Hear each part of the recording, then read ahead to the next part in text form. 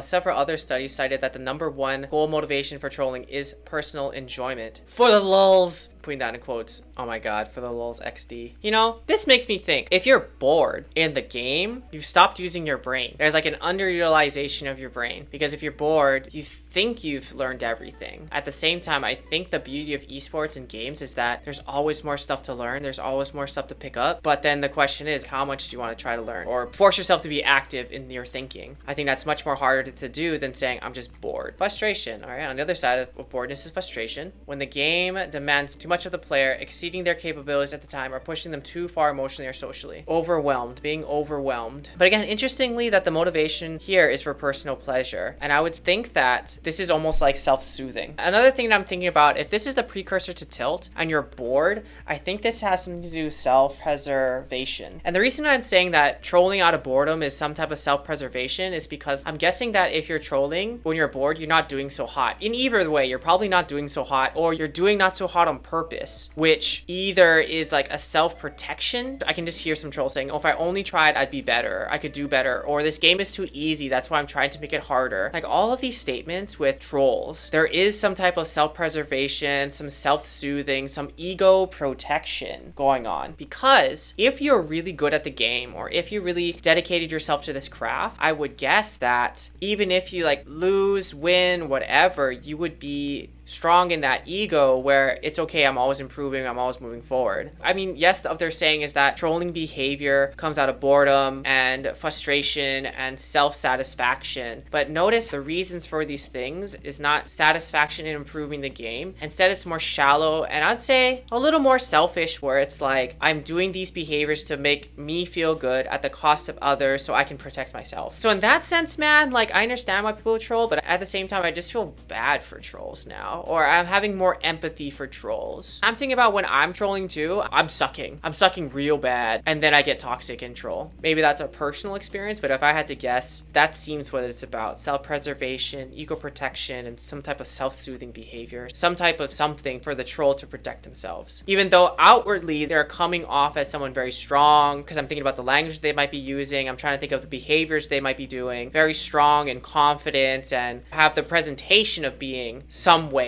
but internally not feeling the same. Really, I'm having more empathy for trolls.